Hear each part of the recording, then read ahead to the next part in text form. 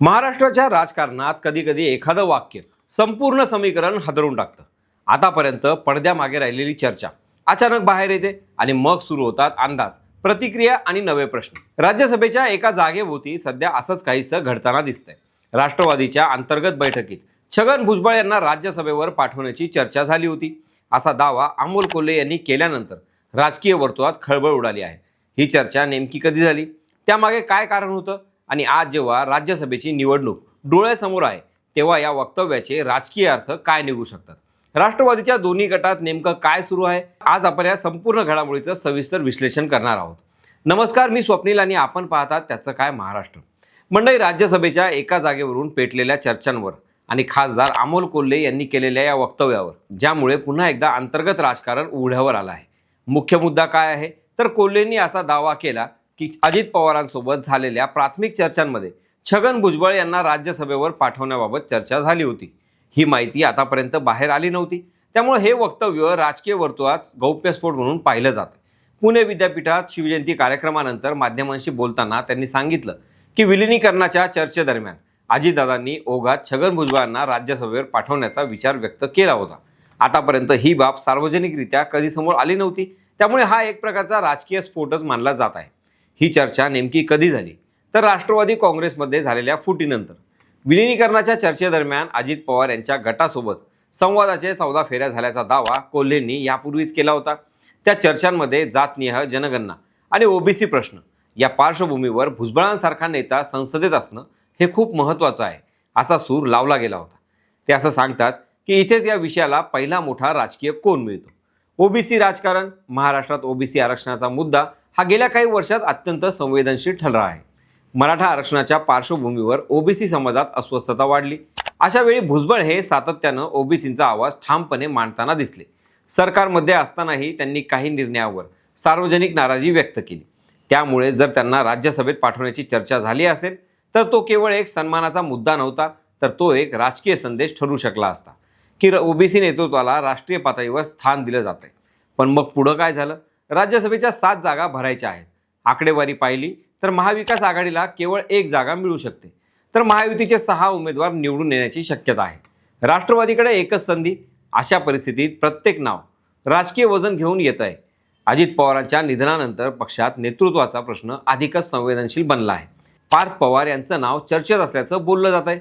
जर पक्ष वारसदाराला पुढे करणार असेल तर मग भुजबळांचं काय? कोल्हेंनी आणखी एक सूचक विधान केलं की सामाजिक प्रश्नांची जाण असलेला नेता न जाता कोट्यवधी रुपये घेऊन निवडणूक रणनीती आखणाऱ्या व्यक्तीचं नाव पुढे येत असेल तर अस्वस्थता निर्माण होऊ शकते. हे वक्तव्य नेमकं कोणाकडे निर्देश करतंय? हा प्रश्न राजकीय वर्तुळात चर्चेचा विषय ठरलाय. इथे दुसरा कोण उभा राहतो तो म्हणजे अंतर्गत नाराजी. भुजबळ यांची नाराजी ही नवीन नाही. नाशिक लोकसभा मतदारसंघातून निवडणूक लढवण्याची त्यांची इच्छा होती, पण जागा शिंदे गटाला गेली आणि हेमंत गोडसे यांना उमेदवारी मिळाली. त्यावेळी देखील भुजबळांनी आपली नाराजी व्यक्त केली होती. नंतर राज्यसभेसाठी सुनेत्रा पवार यांचं नाव पुढे आलं, तेव्हाही त्यांनी नाराजी लपवली नाही. म्हणजेच हा केवळ एक गौप्यस्फोट नाही, तर अनेक अपूर्ण अपेक्षांचा इतिहास आहे. आणखी एक महत्त्वाचा मुद्दा म्हणजे विलिनीकरणाची चर्चा. जर खरंच दोन्ही राष्ट्रवादींमध्ये विलिनीकरणाबाबत चर्चा झाली होती आणि त्यात राज्यसभेच्या जागांचा विचार झाला होता, तर आज त्या चर्चांना काय अर्थ उरतो? अजितदादांच्या अनुपस्थितीत ते समीकरण बदललं आहे का? आणि आता प्रत्येक गट स्वतंत्रपणे आपली ताकद दाखवण्याच्या तयारीत आहे का? राज्यसभेची निवडणूक ही थेट जनतेची नसली तरी तिच्या मागं मोठं राजकीय गणित असतं. कोणाला पाठवायचं, कोणाला थांबवायचं, कोणाला संदेश द्यायचा, हे सगळं ठरवताना पुढील विधानसभा आणि लोकसभा निवडणुकीची तयारी असते. त्यामुळे भुजबळांचा मुद्दा हा केवळ एक व्यक्तीपुरता मर्यादित नाही. तो ओबीसी राजकारण, पिढी बदल, गटबाजी आणि भविष्यातील आघाड्यांच्या समीकरणांशी जोडलेला आहे. भुजबळांचा राजकीय प्रवास पाहिला तर तो अत्यंत चढउतारांनी भरलेला आहे. मुंबईतील भाजी विक्रेत्यापासून ते राज्याचे उपमुख्यमंत्री होण्यापर्यंतचा त्यांचा प्रवास प्रेरणादायी आहे. शिवसेनेतून सुरुवात, नंतर मतभेद, काँग्रेसमध्ये प्रवेश आणि मग शरद पवार यांच्यासोबत राष्ट्रवादीची स्थापना. अगदी प्रत्येक टप्प्यावर त्यांनी आक्रमक भूमिका घेतली. 1985 साली मुंबईचे महापौर, पुढे उपमुख्यमंत्री, गृहमंत्री, सार्वजनिक बांधकाम मंत्री अशी अनेक पदं त्यांनी भूषवली. आरोप प्रत्यारोप, तुरुंगवास आणि पुन्हा राजकारणात पुनरागमन या सगळ्यातून ते बाहेर आले. आज ते 76 वर्षांचे आहेत, पण अजूनही ओबीसी प्रश्नांवर ते फ्रंट फूटवर दिसतात. महायुतीत असूनही सरकारवर टीका करण्याची त्यांची शैली कायम आहे. त्यामुळे त्यांना राज्यसभेत पाठवणं हा केवळ पक्षांतर्गत निर्णय नसावा, तर तो व्यापक सामाजिक संदेश असू शकला असता. मात्र सध्याच्या राजकीय गणितात प्रत्येक निर्णयामागं सत्ता, वारसदार, गटबाजी आणि भविष्यातील विधानसभा निवडणुकांचं समीकरण असतं. जर पार्थ पवार यांचं नाव पुढे आलं तर ते युवा नेतृत्वाचा संदेश होईल, पण त्याच वेळी अनुभवी नेत्याला डावलल्याची भावना ओबीसी समाजात निर्माण होऊ शकते. महाविकास आघाडी आणि महायुती यांच्यातील स्पर्धा लक्षात घेतली तर प्रत्येक सीट महत्त्वाची आहे. विरोधकांना जर अंतर्गत मतभेदांचा मुद्दा हाताला मिळाला तर ते त्यांचा राजकीय फायदा घेण्याचा प्रयत्न करतील.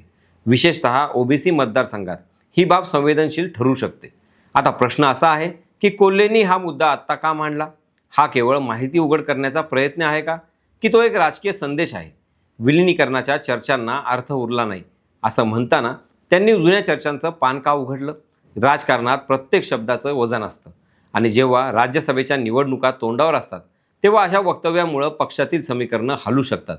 भुजबळ अस्वस्थ आहेत का? त्यांना पुन्हा राष्ट्रीय पातळीवर स्थान मिळेल का? की पक्ष युवा चेहऱ्याला प्राधान्य देईल? ही एक जागा आहे, पण तिच्या भोवती फिरणारे प्रश्न अनेक आहेत. ओबीसी प्रतिनिधित्व, पक्षांतर्गत सत्ता संघर्ष, वारसदार राजकारण आणि आगामी निवडणुकांचे संकेत. राजकारणात काही गोष्टी उघडपणे घडतात, काही पडद्यामागं. कोल्हेंच्या वक्तव्याने पडदा किंचित बाजूला सरकला आहे, पण संपूर्ण चित्र अजून स्पष्ट झालेलं नाही. राज्यसभेची एक जागा, पण तिच्या मागचं राजकारण अनेक थरांचं आहे. पुढील काही दिवसात कोणाचं नाव अंतिम होतं त्यावरून केवळ एक खासदार नाही तर महाराष्ट्राच्या राजकारणातील पुढचं पान ठरणार आहे. आणि तो निर्णय नेमका कोणत्या दिशेने वळतो हे पाहणं आता सगळ्यांसाठी उत्सुकतेचं ठरणार आहे. तुम्हाला काय वाटतं? अमोल कोल्हेंचा गौप्यस्फोट हा केवळ माहितीपुरता आहे की त्यामागं मोठं राजकीय संकेत दडलेला आहे? कमेंटमधून नक्की सांगा. बाकी राजकारणाच्या आखाड्यात आपली नजर कायम असणारच आहे. तेव्हा कुठेही जाऊ नका, पाहत राहा, सबस्क्राईब करा. त्याचं काय महाराष्ट्र.